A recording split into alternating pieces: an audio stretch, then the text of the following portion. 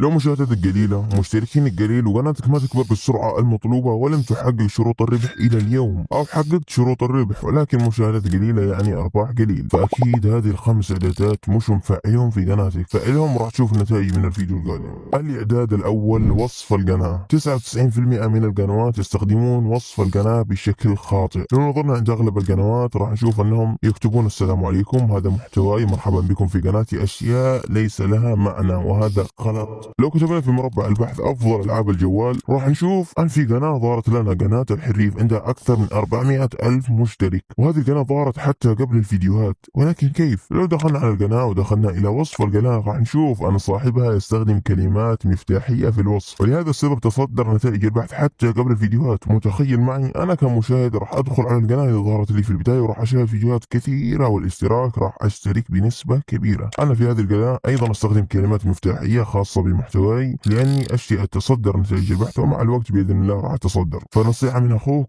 طبق هذا الإعداد وراح تشوف النتائج. الإعداد الثاني: فئة القناة. هذا الإعداد سبب في فشل أغلب القنوات على يوتيوب. ولكن ليش؟ مثلا أنت نشرت فيديو عن لعبة ماينكرافت، ولكن اليوتيوب اقترح هذا الفيديو إلى ناس تهتم بمحتوى الربح من الإنترنت، فهل راح يشاهدون فيديو ماينكرافت؟ أكيد لا، وبالتالي الفيديو راح يموت حرفيا. ولكن كيف نمنع اليوتيوب من أن يقترح فيديوهاتي إلى الناس الغلط؟ ادخل إلى إعدادات القناة وراح تحصل فئة القناة. هذا الإعداد أغلب القنوات راح تحصلهم ناون، لم يختاروا أي شيء. فأنت حدد نوع محتواك واختر الفئة المناسبة، مثلا ألعاب الفيديو، مثلا التعليم اكتب التكنولوجيا. وإذا ما عرفت تحدد فئة قناتك الصحيحة اكتب لي في التعليقات: حدد فئة قناتي، وأنا راح أشوف قناتك وراح أشوف المحتوى وراح أحدد لك قناتك. فنصيحة من أخوك: فعل هذا الإعداد. الإعداد الثالث: اجعل قناتك مقناطيس. هذه المشكلة يواجهها أغلب صناع المحتوى، أن في بعض المشاهدين يشاهدون فيديو واحد ويروح وما يرجع نهائيا. فكيف تخلي هذا المشاهد يرجع دائما لقناتك؟ بكل بساطة اعمل قوائم تشغيل واعمل فيها سلاسل من الفيديوهات حتى يرجع المشاهد دائما ليشوف ما الجديد في هذه السلسلة. لو نظرنا عند قناة سيد راح نشوف ان قناتها اغلبها قوائم تشغيل وسلاسل كثيرة، ومش سيد فقط، كثير من اليوتيوبرز. فنصيحة من اخوك: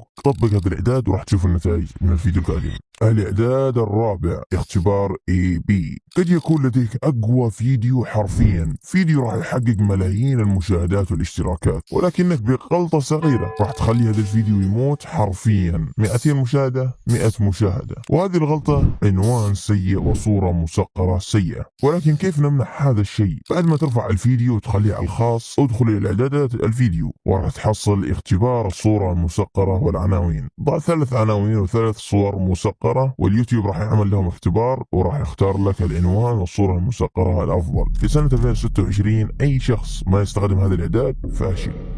الإعداد الأخير راح يخلي قناتك منجم اشتراكات. بعد ما تقوم برفع الفيديو ووضعه على الخاص، ادخل إلى إعدادات الفيديو، انزل إلى هذا الخيار، اختار هذه الإعدادات اللي اخترتها أنا، وبعدها يضغط على حفظ. بهذا الشكل ما راح يقدر المشاهد إنه يكتب أي تعليق أو أي سؤال لك إلا بعد ما يشترك. وأنت يا عزيزي إذا أردت تسألني حول أي شيء يخطر في بالك، أي شيء، مثل قيمني، اشترك ومن عيوني.